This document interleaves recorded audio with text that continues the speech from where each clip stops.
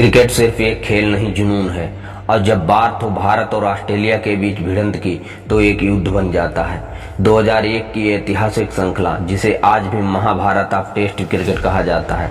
मगर इस कहानी में हम बात कर रहे हैं एक वनडे मुकाबले की, जब ग्लेन मैकग्राथ की आंखों में पहले से ही जीत चमक रही थी।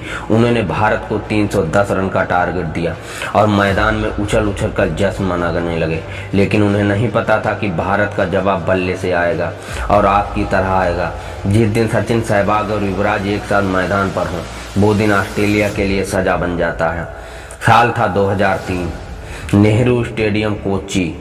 भारत बनाम ऑस्ट्रेलिया का हाई वोल्टेज वनडे मुकाबला। ऑस्ट्रेलिया ने टॉस जीता और पहले बल्लेबाजी करने का फैसला किया।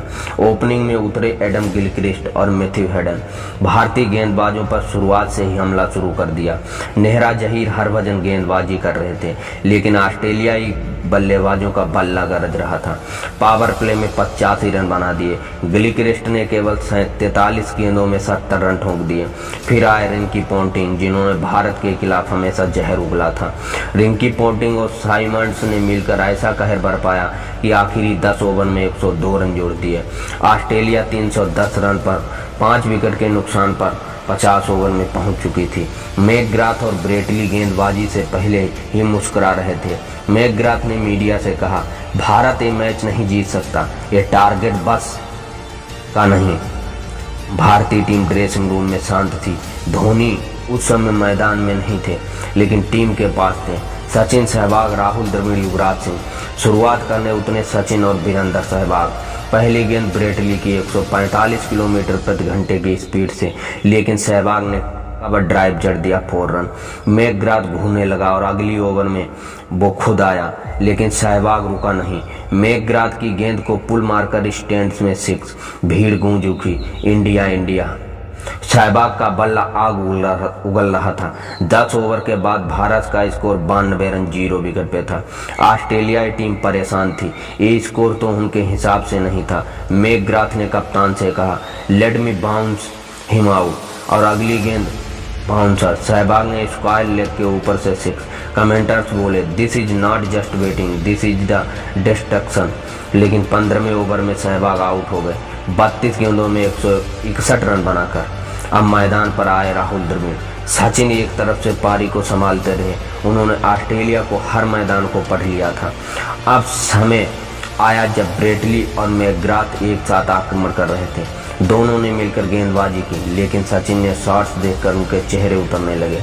सचिन ने मैकग्राथ की एक बॉल में स्ट्रेट ड्राइव मारा, गेंद सीधी बाउंड्री के पार, और अगली गेंद लेट कट 4 रन। 30 ओवर के बाद भारत 188 रन 2 विकेट पे पहुंच चुका था।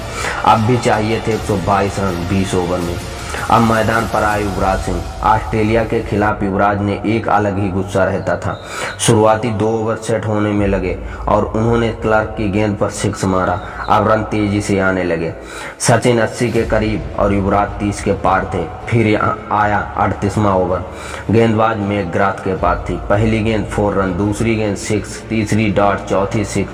अब पूरा स्टेडियम खड़ा हो गया। मैकग्राथ गुस्से में चिल्ला रहा था, slow down, just slow down, लेकिन कोई नहीं सुन रहा था। बल्ला बोल रहा था। 45वें ओवर में सचिन ने अपना शतक पूरा किया, 100 रन 96 गेंदों में। भीड़ का शोर, टीम इंडिया में खड़े खिलाड़ी और तिरंगे लहरा रहे थे। अब भारत को चाहिए थे 31 रन 30 गेंदों में, और युवराज अनस्टॉपेबल थे। 47वें ओवर में उन्होंने ब्रेटली की गेंद पर 2 छक्के मार दिए। अब सिर्फ 5 रन चाहिए थे, और फिर 48वें ओवर की दूसरी गेंद युवराज ने चौका मार दिया। भारत ने कर दिया इतिहास। भारत ने 311 रन बनाए 3 विकेट के नुकसान पर 49 ओवर में। मैकग्राथ का चेहरा उतर गया। जो खिलाड़ी जीत का जश्न पहले मना रहा था, अब शांत बैठ गया। सचिन ने 112 रन 105 गेंदों पर मारे। युवराज 69 रन 38 गेंदों में। सहवाग 61 रन 32 गेंदों में।